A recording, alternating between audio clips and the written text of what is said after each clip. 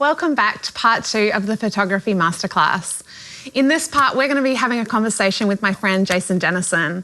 Now, he shoots a lot of different things. He's also a filmmaker, and I kind of feel like a lot of creative people are like that. They do a lot of different things, but I'm really excited to talk to him about his photography practice. So here's Jason. Okay, thank you so much for coming, having this conversation. Of course, thank you. First up, give me a little rundown on your background, how you got into photography, like how did you become Jason Dennison, the photographer? Yeah, look, I mean, I've always been a tech head at a younger age. I was always that kid on the computer. And I think, you know, like many people my age, growing up with YouTube so fresh and so new, everyone was kind of into the whole make short films and try to pump as many videos on YouTube and play with this whole new realm of the internet. And I remember when I was younger, that's what I was drawn to. I was drawn to, there are people my age with just as much as I do, but are making some really cool and interesting things. And so I remember all throughout my childhood, I was experimenting with, you know, a cheap old camera that my mum had. I think it still had like camcorder in it, and trying to plug that into a computer and almost imitate the kind of things I was seeing online. And as I got older, and especially when I got into church, that was now a platform where I could take those things I was experimenting with and use it for that. And at the time, that small church creativity was quite bare bones and minimal. So I had all the possibility and the free reign to do that.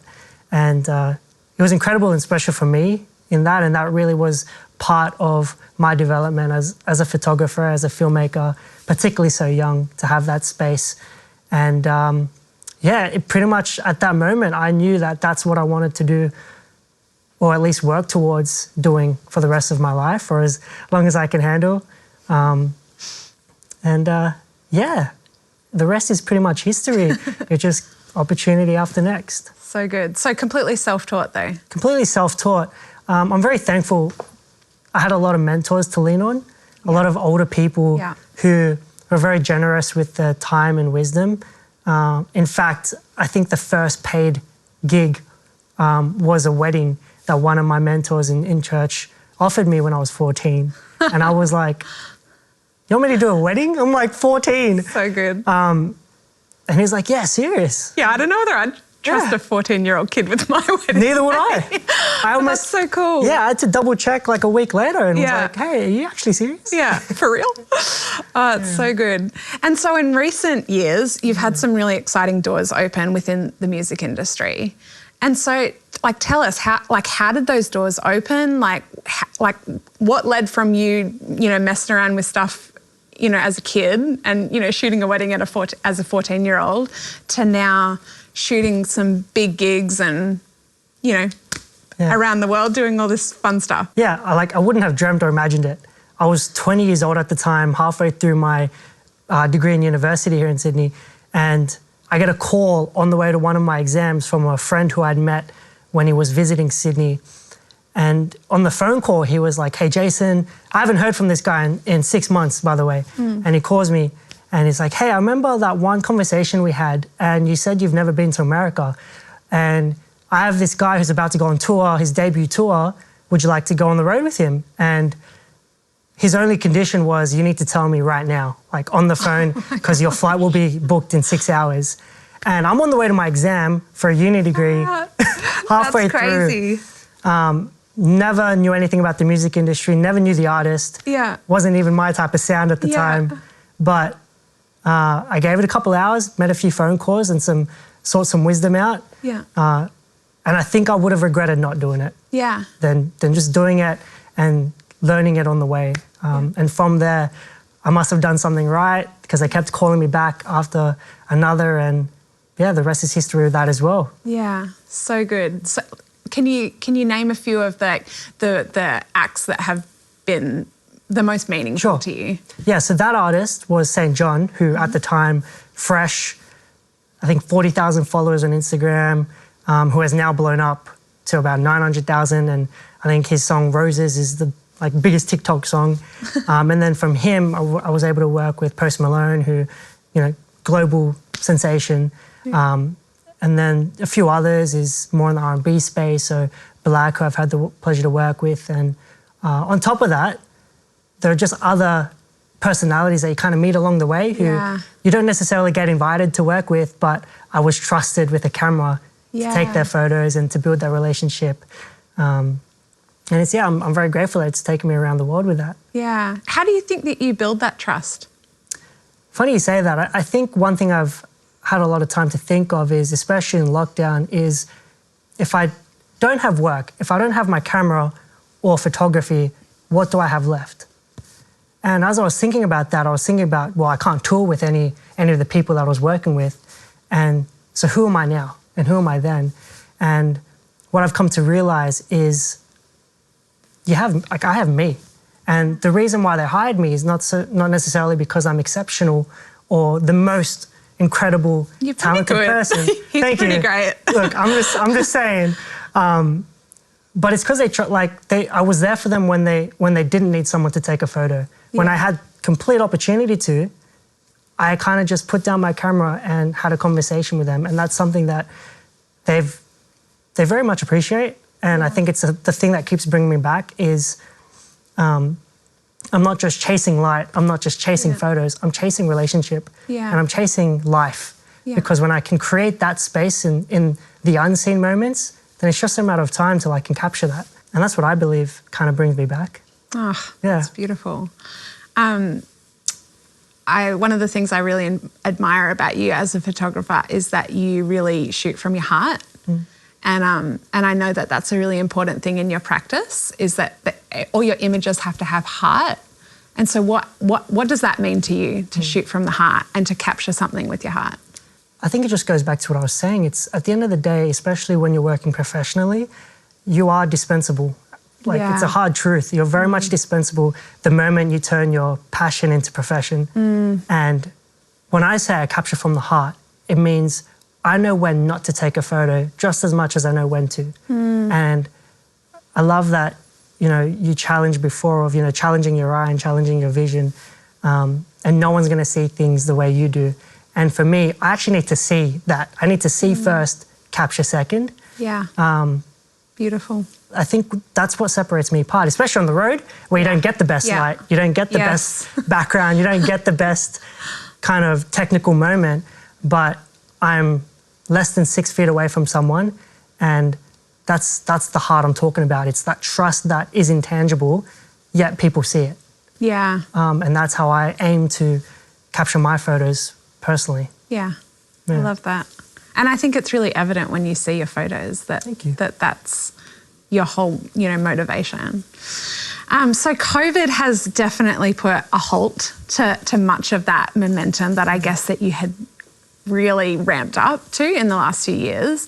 And so how have you managed that? Like within your soul, I'm sure it's been quite disappointing, but how have you navigated this last almost 2 years? I mean, it was tough. I had my moments, and I think it was so crucial for me to go to people who had the wisdom and the patience, the strength and the courage that I was lacking at any given point. And it's also, there was a beauty in surrendering all that I've done and what's left of it. It's so easy to capitalize on my previous accomplishments, my best past images, and when it's all taken away, you have that doubt and that insecurity and that worry creep in. And I think for me, it was taking a breath, breathing life into my own soul before trying to seek out capturing the life of others. Because I felt like, I was out there capturing as much as I can, or even in my editing, but if you don't have life, you can't create anything with life. And there's so much significance in searching your own soul in these times, and that's what I needed. That's what I took. I took a moment to weep where I needed to let my guards down where I needed to, and just to accept the facts. And with that, I was able to take the right steps forward. And those are the steps I'm still taking today. That's good. It's so good, because that stuff can be really scary, like you're one of many photographers who have had shoots cancelled. It's like so many shoots and trips and tours and all of the rest of it cancelled in the last couple of years. And so I think that's really valuable, that journey that you've been on. So as I said earlier in the introduction, you're also a filmmaker. And so how would you say that your filmmaking practice has informed your photography practice? Yeah. I mean, I love stories, right? And when you're creating a film, the beautiful thing about it is it's moving. It's moving stories. And so I would hope to create stories that move. And, you know, with film, you kind of don't have a second chance. Yeah. You kind of have to just be prepared as much as you can be, because it's not like once it's rolling, it's rolling. Yeah. It's all about capturing what's already existing. And what it's taught me is to actually slow down as much as it's contrary to belief. Like you'd think you'd try to rush your process and try not to miss an opportunity. But it's taught me to actually consider the frame, consider the subject. Yeah. Consider, okay, what is this moment trying to say? Yeah. And there's a beautiful kind of tug between capturing it and letting it slip. Yeah. And I think it's also just enabled me to see things in a whole new perspective. It's taught me to, what's the saying? Like a picture paints 1,000 words, right? But then when you're shooting video, it's 24,000 words. Yeah, right. So if I could only pick one, what would it be? Yeah. I guess that makes that still frame all the more valuable. Correct. Like which one are you choosing? Yeah, and it's a bit tough because you miss it. Yeah. Yeah, so good. Okay, let's have a look at some of your work. Okay, so you can talk us through this from any angle. Talk to me about these guys. Right. So on the left is St. John, and this was in, I believe, Reading in London. We're doing back-to-back festivals, and we don't really get time to shoot beautiful portraits, or we don't really get time to go to a studio. So I kind of just have to pick my moments. And this was one of the moments. He was on the way to the stage. He just finished getting ready. You'll see in the background, it's just his caravan. Yeah. And the beautiful thing when I say about building trust is he knows I don't have to ask. Yeah. He just sees me and he feels he's in that energy of getting on stage. And he just knows to give me a look, to give me something. I think that's very evident in your images. Yeah. Yeah. And you can see it's like I'm only less than 6 feet away. Yes, very close. And what cameras did you shoot these on? So I travel with a Sony A7R III, just because I am doing photo and video. Yeah. It's a lot to carry, and like it's a lot to carry two bodies, and you overthink things. And I just found this setup to be the best, most efficient system for me. Yeah, for doing both. Doing both. Yeah, for sure.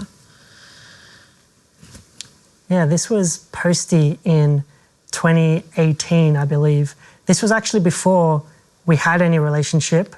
I was actually at this festival for St. John, and funnily enough, this is my favorite photo because I was the only one backstage to capture this moment, and little did I know, 2 years later, I'd actually be going on tour with him. He barely knew I existed back then. Yeah. I was just a face that was always there, given the environment and the relationships. And for this moment, I think this was pitch black, I believe. I think the only light was one of those tent lights on the top. And I think that's where a tool like what I had really helped, because it helped me push it to where I really wanted it to be. Yeah. It's interesting you're saying that he didn't know you yet, because you can kind of see that in his eyes here. It's kind of like, who's that guy again? You know, like you can kind of see the progression of the relationship. Yeah, right. This was a fun one. This was Paris Fashion Week 2019, I believe, on the left. We get bored at night. We have a good friendship. Sometimes we'll just go grab a dinner and we'll find a pretty street, or we just like to have fun. You know, nothing's too serious. And I think that's the joy of building relationships with people, is you can actually take anyone, no matter who they are, and just have fun with it. Yeah. And so that's on the left. And on the right was at a festival in Europe. And I love working with St. John because as much as he's big today, this was a moment where I think there's probably less than 2,000 people in this stage, yet he wanted to be touched and to be immersed with the people that he loves. And I just had to capture it. Yeah, very pre-pandemic, that vibe. Yeah, full disclosure. I love the energy in these shots. Yeah. Fantastic. Yeah, this is one of my good friends, new artist by the name of Zand.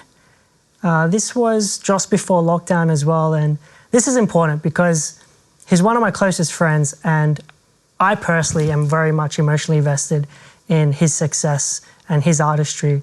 And so for me to provide a moment, like that's the reward in that. And these images are, I guess, evident of the relationship we share.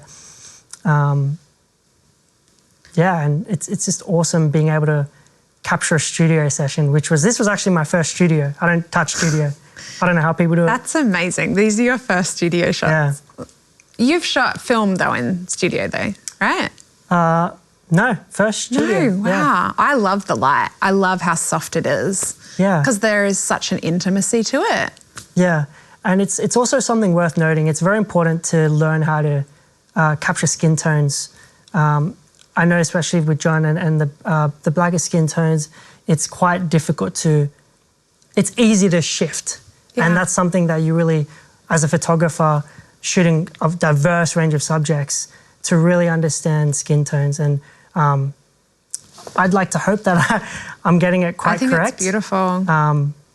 I just know like it could shift anyway, and you don't want to do anything that isn't untrue. Yeah. Especially to the people you're shooting. Yeah.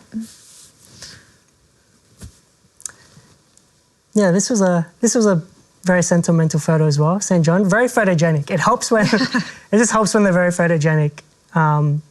But again, I think this was just at a staircase as we were walking down to get some food. This was my first time actually playing with Photoshop.